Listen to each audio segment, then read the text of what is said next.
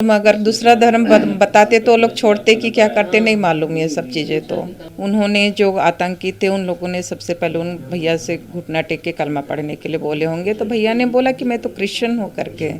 और भाभी को भैया ने साइड में जाने के लिए बोल दिया, तो उसी समय उन्होंने गोली मार दिया भैया को और मौके पर ही भैया की देहांत हो गई। मेरा नाम जमा विकास है। सुशील भैया और जेनिफर भाभी मेरे बड़े भैया भाभी हैं, जेठ जी हैं।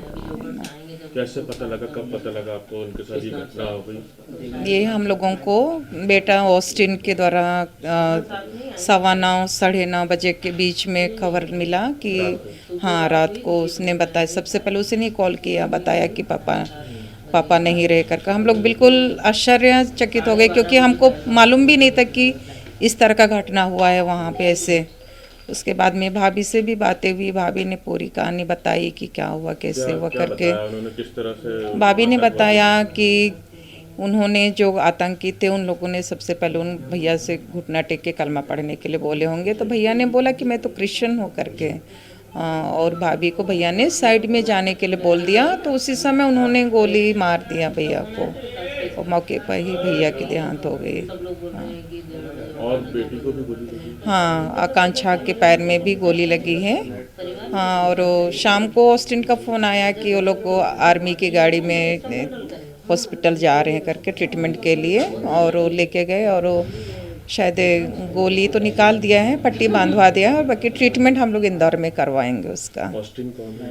ऑस्टिन बेटा है सुशील भैया, उम्र होगी बच्चों की? उसकी 21-22 साल का है। और लड़की जो है उनकी? हाँ, 30 अराउंड है। हाँ। अच्छा, ये बेटे ने और कितने साल की है मामी?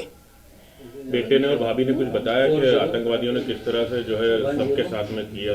बहुत बुरी तरीके से मारा है उन लोगों ने, और टारगेट जो किया है वो मेन लोगों को ही किया है ऐसे, और वही पूछ के किया इन लोगों ने।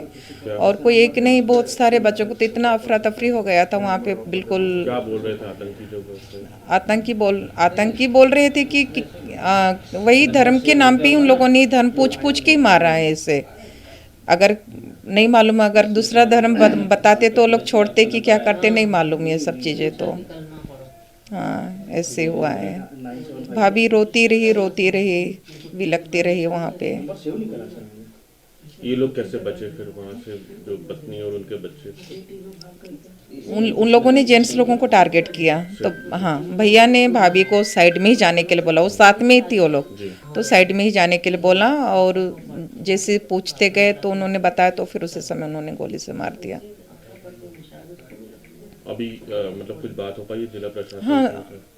नहीं किसी किस से। तरह से उनको लाया जाएगा? तो भाभी ने बातें किया, हम लोग सुबह बातें किए थे, तो उन्होंने बोला है क्या कि चाहते हैं आप लोग, इस तरह के आतंकियों के साथ किस तरह का व्यवहार होना चाहिए? आतंकियों को छोड़ना ही नहीं चाहिए, क्योंकि आज इन्होंने इनको इतने लोगों को मारा, कल और लोगों को मारेंगे। मतलब कि महफूज नहीं है, देखिए घूमने के लिए गए और इस तरह के से उनका शिकार हुए हैं।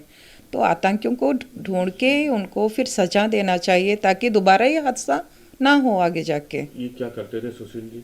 सुशील जी LIC में ब्रांच मैनेजर? हाँ, ब्रांच मैनेजर हैं। इंदौर में? नहीं, अलीराजपुर में पदस्थ हैं। और कब गए थे कश्मीरी परिवार के साथ? ये लोग सैटरडे को निकले थे। और बच्चे क्या करते हैं? आकांक्षा वो बैंक में ऑफिसर ग्रेड में है, सूरत में कार्यरत है। ऑस्टिन बैडमिंटन चैंपियन है, और वो ट्रेनिंग भी देता है बच्चों को। और पत्नी जो है? और भाभी वो खातीपुरा स्कूल में टीचर है। पहलगाम में जो दुखद घटना हुई है उसमें इंदौर के जो सुशील जी हैं उनकी भी दुखद मृत्यु हुई है। आज उनके घर पे भी मैं गया और उनके जो परिजन जहां रहते हैं उनके घर पे भी आके उनसे मुलाकात की गई और उनको आश्वस्त किया गया है कि हम लोग जो वहाँ का लोकल एडमिनिस्ट्रेशन है जम्मू कश्मीर का, उसके संपर्क में हैं, लगातार उनसे संपर्क हमारा बना हुआ है। जो मृतक शरीर है वो बिना किसी असुविधा के यहाँ तक पहुँच जाए, और जो परिजन हैं उसमें चूँकि इंजरी भी माइनर इंजरी दिखाई गई है वो ठीक ठाक हैं, ये भी लगातार जानकारी ली जा रही है। और लोकल एडमिनिस्ट्रेशन ने भी यही बताया है कि माइनर इंजरी है, चिंता की कोई बात नहीं है। हम लोग लगातार उनके संपर्क में हैं। जैसे ही वहाँ से परिवार मृतक शरीर रवाना होता है हम लोग लोग परिजनों के संपर्क में रह के उनको सूचित करते रहेंगे और अन्य किसी भी तरीके की असुविधा ना हो ये सुनिश्चित करेंगे। माननीय मुख्यमंत्री जी के द्वारा भी इस विषय पे पूरी तरीके से नज़र बनाए रखी गई और लगातार जानकारी प्राप्त की जा रही है।